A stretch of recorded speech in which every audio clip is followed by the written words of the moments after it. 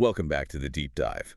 We're stepping into the pretty complex world of government contracting today. Yeah, it's a space where the details really, really matter. Absolutely. I mean, the fine print isn't just legalese, right? It's basically the map to accessing billions of dollars.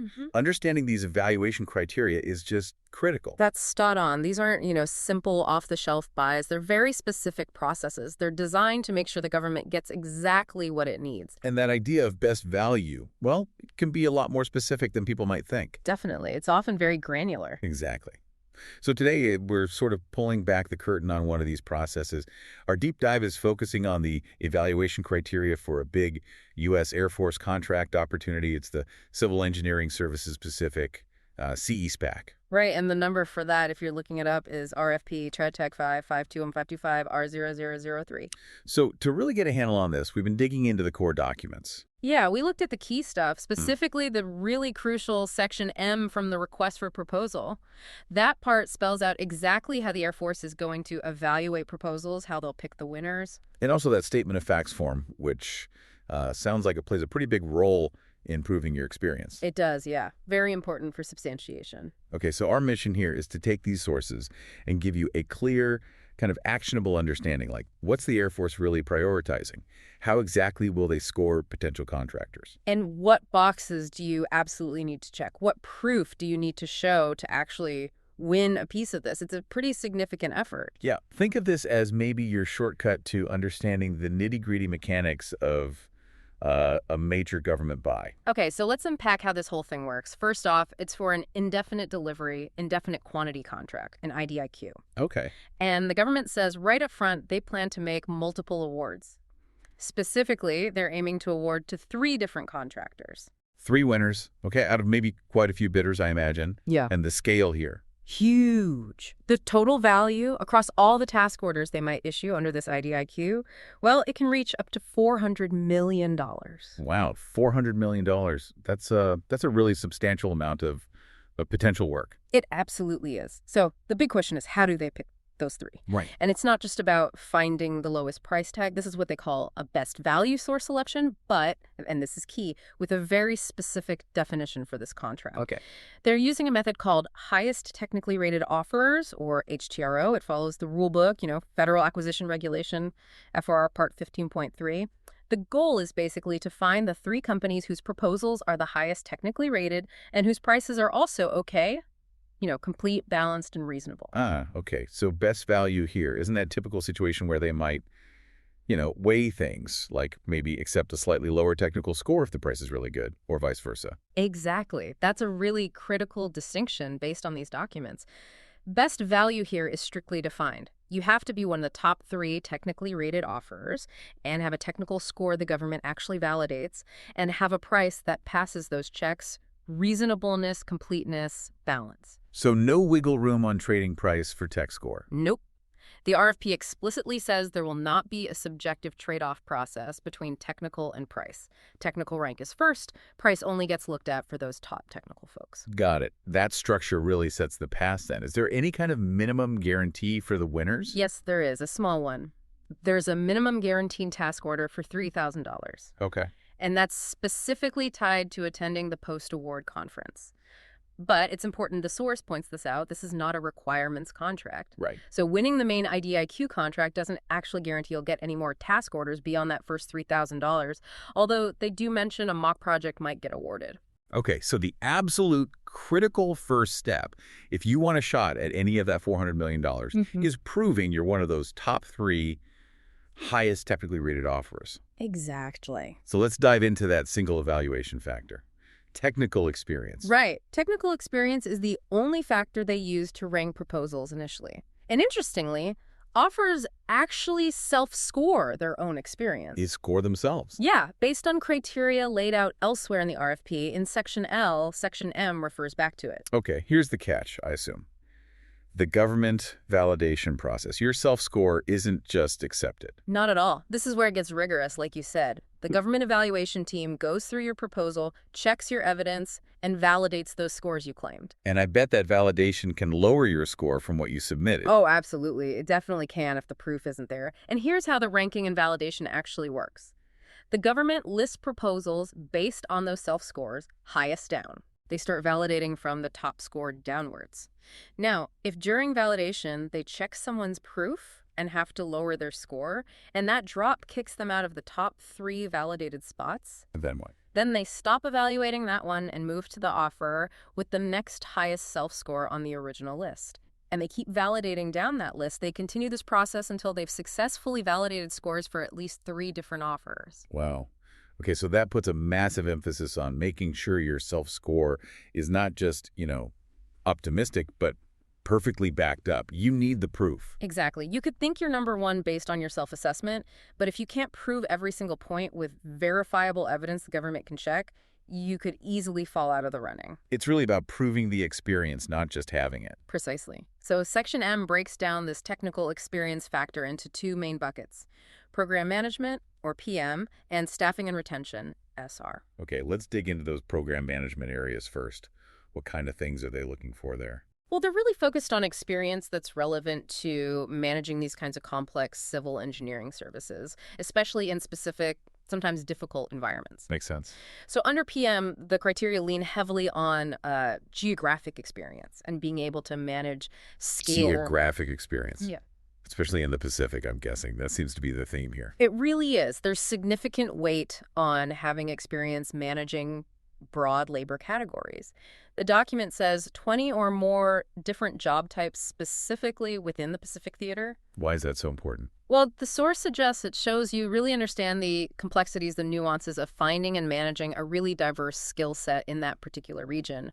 Sourcing, managing, it's different there. Okay. They also look for general experience managing projects and staff on-site, but in non-U.S. locations or territories more broadly, and then specifically experience outside the continental U.S., but not in the Pacific. So OCONUS experience generally, and Yeah. then non-Pacific OCONUS specifically. Right. It shows you can handle the unique labor markets and logistics of operating overseas in different places. That's valuable for hiring people outside the U.S. And you mentioned managing scale as well. Yes, exactly. They want proof you can handle large teams.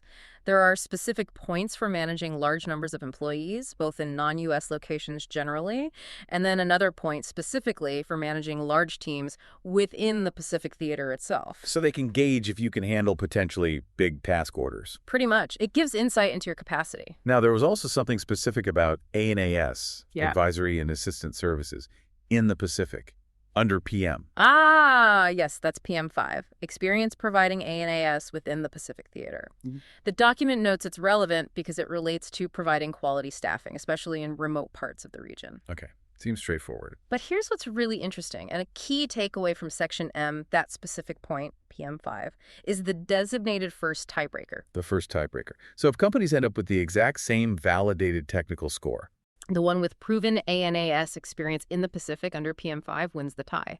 It seems the Air Force really sees that specific experience as a critical difference maker if all other technical points are equal. wow. That really highlights how much they value that specific capability in that location. Yeah.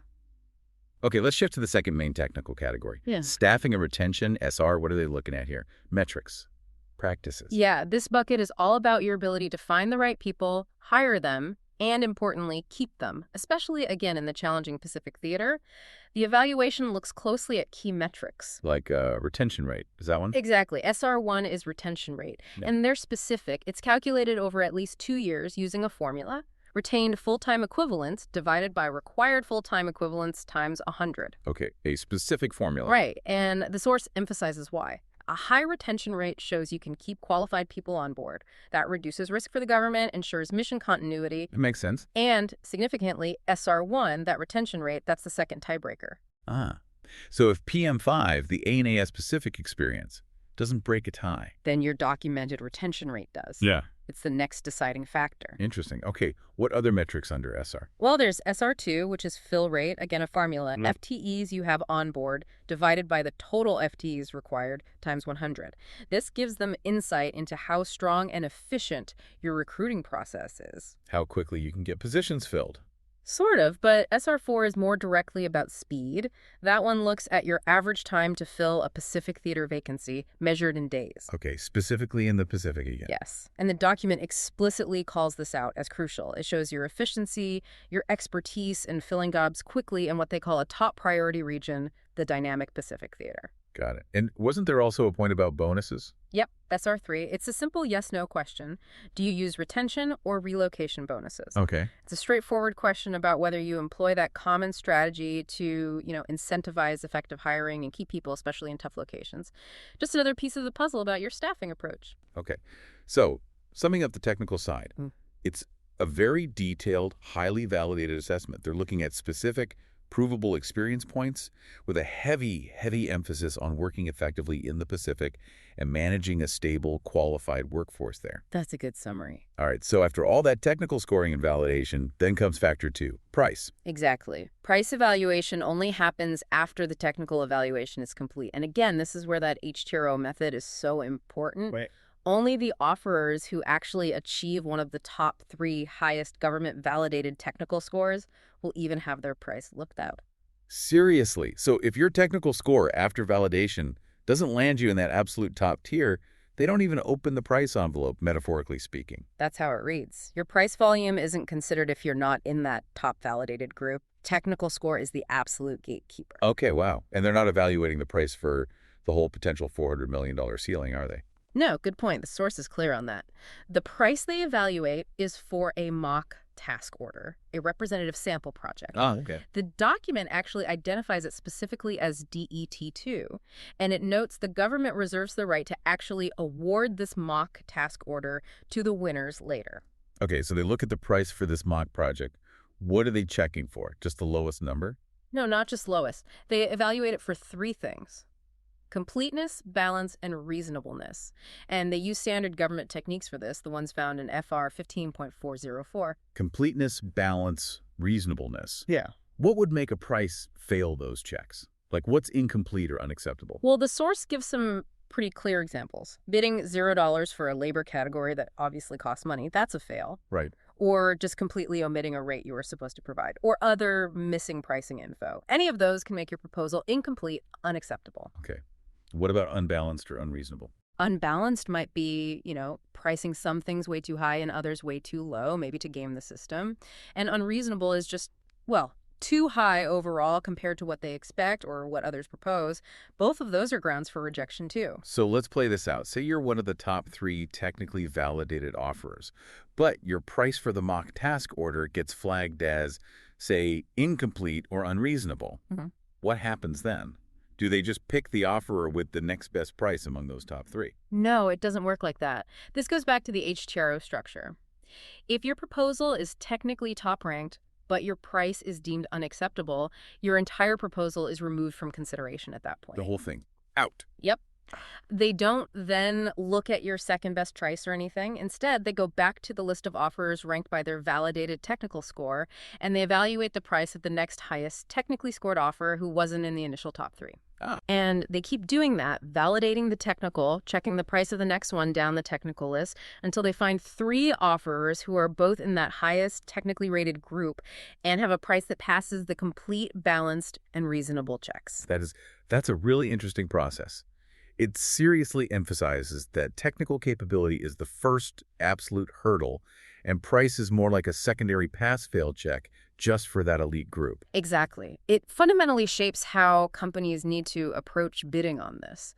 Technical excellence, provable excellence, comes first. Okay, so let's try to summarize the winning combination here, based on everything in these sources. All right, so award goes to the 3 offerers who have the highest government-validated technical scores, and critically, whose proposed price for that mock task order is judged to be complete, balanced, and reasonable. That's not all, though, right? No, there are other standard checks.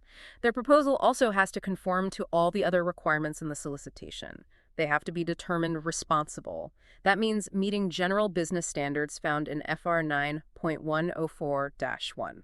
And any potential organizational conflicts of interest, OCI, those have to be dealt with, avoided, mitigated, or neutralized somehow. And tying this whole technical scoring piece together is that burden of proof thing you mentioned earlier. That seems Huge. Absolutely critical. Cannot stress this enough. The source document explicitly states the responsibility, the burden, is entirely on the offerer to substantiate every single point they claim in their self-score. Every point. Every point. This is where that statement of facts form is vital. It has to have the details and, importantly, government point of contact information so the evaluators can actually verify your claims. And the consequences if you can't substantiate something. They're severe. If you fail to substantiate even one single claim, the score for that claim can be adjusted downward.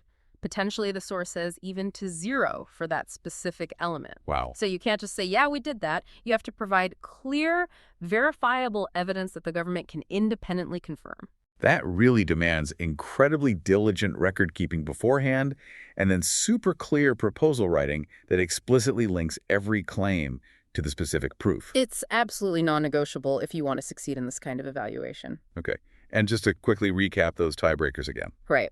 If there's a tie among the validated technical scores, first tiebreaker is PM5, that advisory and assistance services experience in the Pacific. Okay. If they're still tied after that, it goes to SR1, the retention rate. And if somehow they're still tied after both of those. Then the document says it's a random selection among those still tied. A random draw. Wow. Mm. Okay.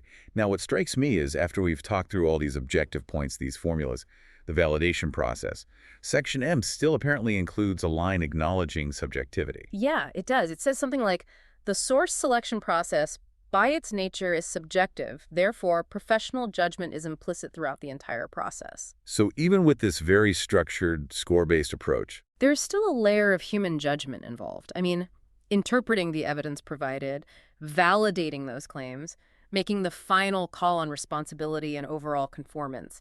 It's not purely a mechanical calculation. Professional judgment is still part of it. right, that adds an interesting layer. Okay, so beyond the technical score, the price check, responsibility, OCI, any other final points from the source? Well, it does mention the government's intention is to award based just on the initial proposals without holding discussions. So submit your best shot right out of the gate. Basically. However, they do reserve the right to conduct discussions if they feel it's necessary. But typically, that would only be with offers they've already determined are in the competitive range. Okay, so let's bring this all back. What does this incredibly detailed look mean for you, the listener?